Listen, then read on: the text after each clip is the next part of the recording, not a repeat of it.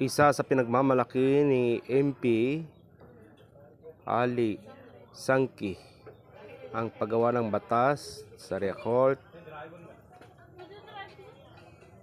at naging chairman ng Amana Bank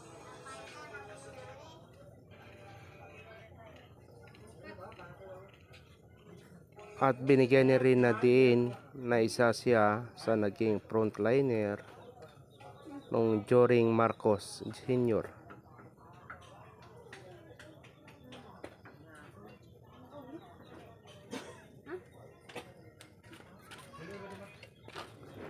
Makikita sa kanyang mga awak ng mga dokumento sa amin na live interview.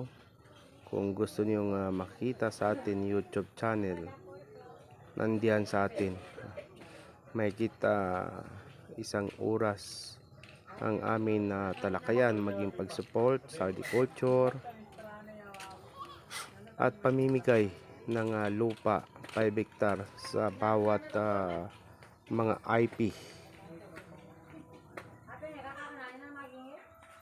At isa rin kasama rin sa kanyang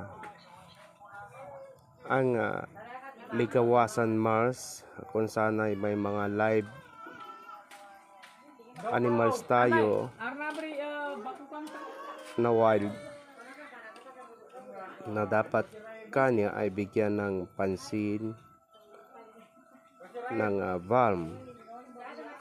Ang isa sa pinagmamalaki ng Ligawasan Mars, kung saan inyong mapapansin na binigyan nila din ang alaga ang live animals.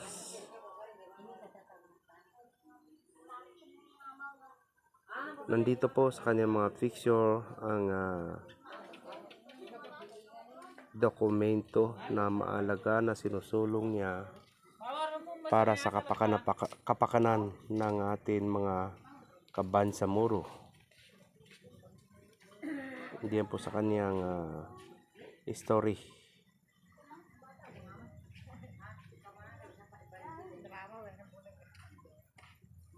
Napakarami po ito. At kung gusto niyo makita ang buong kwento, nasa atin na YouTube, dahil lahat ito ay tinalakay natin, maging ang magsasaka ng ating mga kababayan kung paano gagamitin sa tamang porsiso. Doon sa amin nakita na mais na may 4 na bunga at ang tataas na sa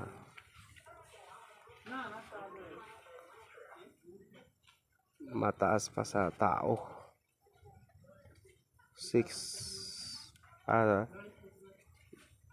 feet no ang taas yata.